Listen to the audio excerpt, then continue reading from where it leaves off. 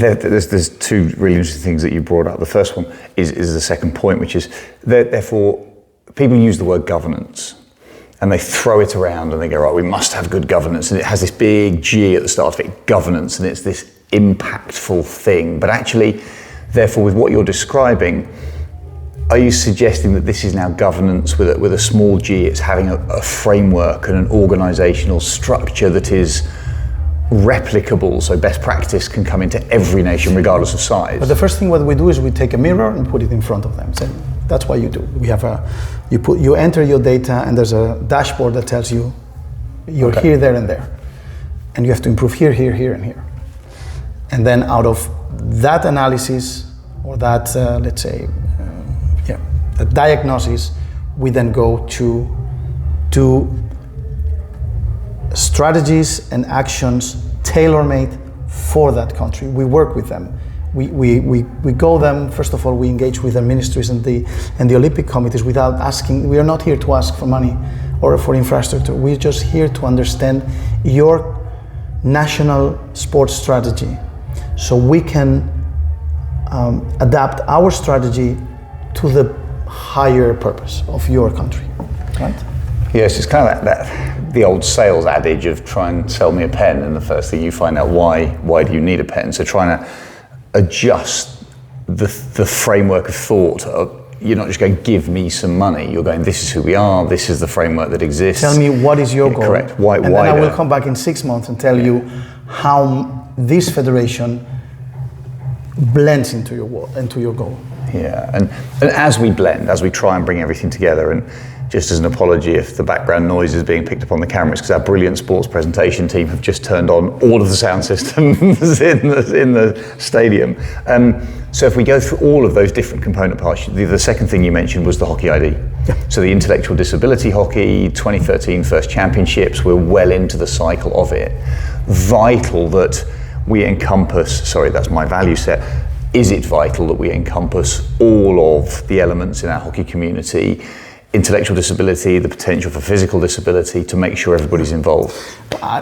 People always say that hockey is one of the sports with athletes with the highest education. Mm-hmm. Most of your colleagues at the national teams, they were all through university. You go to a football team, how many university degrees you have? Yeah, there are millionaires at the age of 20, they don't need a university. Educated people, especially in this continent and in the Western world, they found that you have to give back to society. You have something, and this something which is beautiful, which is our sport, how can have an impact in society? And there are different ways, and we chose ID hockey. And the projects that I see in Europe are unbelievable. You see Bulgaria, that they are somehow struggling to move their, let's say, non-disabled people or athletes project, but they are investing time and resources in building a hockey ID platform in Sofia to make an impact in Sofia. And hockey now becomes an instrument for good. And that's great. And as Europeans and as with our mindset, this is something that we have to do. People get like drawn into that moment where you say, okay, we have to give back to society. And as it always happened, a small group of dedicated people change the world. In this case, and we recently announced that the caps for the championships, because we have a championship 1 and 2, depending on the level of disability of the players, they were named after Elspeth Rice and Norman Hughes, probably the two pioneers of hockey and ID in Europe. And hockey ID in Europe would have a father and a mother that would be there. And that's the beauty. The good thing about the EuroHockey, and that was, of course, led by Marijke Fleuren and Carola Meyer when she was vice president, is to capture that movement and integrate it into what it looks like a very well organized or an organized European championship and so on. But it's basically giving visibility and a platform for those athletes to shine, to I mean, you just have to see it. It's the energy is it's something. It's incredible, isn't it? And the energy that we've seen, that championship, the Hockey ID Championship, has been integrated into the EuroHockey Championship here, and it's just the joy, the sheer joy of the athletes is incredible. There's an anecdote. There was a player I knew because, I mean, I go to Hockey ID events in Spain, and I met a player. His name is Carlos. I say, hey, Carlos, how are you?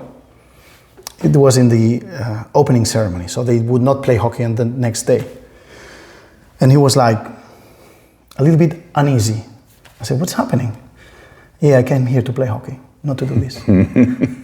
It reminds me every national coach that goes to the Olympics and has to play the day after the opening ceremony, that they are always thinking, oh, do we go to the opening ceremony here?